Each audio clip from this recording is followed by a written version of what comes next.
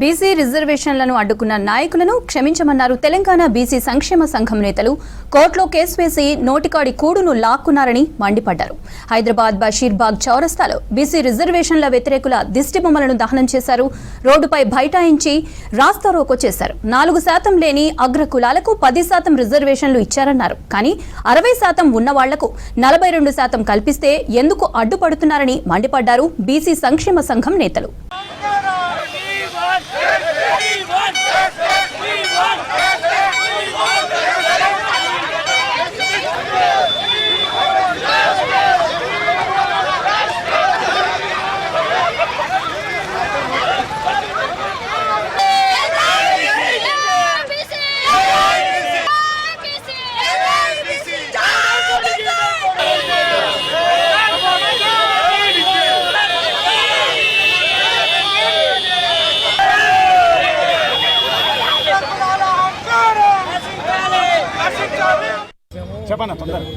ఈరోజు తెలంగాణ రాష్ట్రంలో 9th GO తీసుకొచ్చి బీసీలకు 42% రిజర్వేషన్లు కల్పిస్తే కొంతమంది అగ్రకుల నాయకులు రిజర్వేషన్ వ్యతిరేకులు కోర్టులకు పోయి మరి బీసీల నోటికాడి ముద్దను లాక్కునేటువంటి ప్రయత్నం చేసిరు కూడా.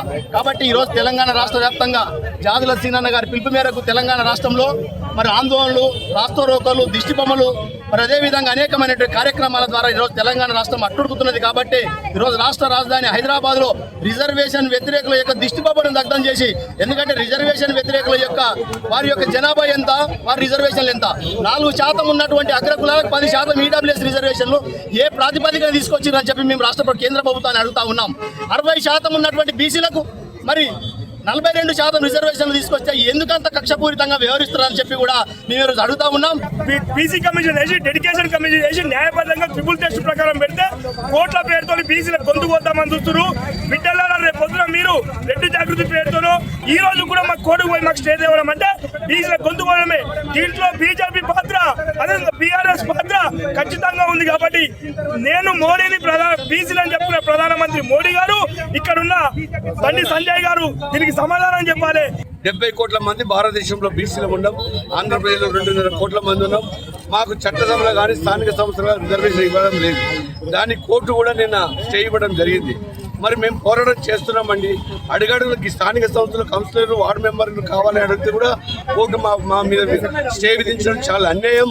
మరి పార్టీలు ఇప్పటికైనా కానీ 9th షెడ్యూల్లో పెట్టాలి. మరి కేంద్ర ప్రభుత్వం ఇమ్మీడియట్లీ యాక్షన్ తీసుకొని 9th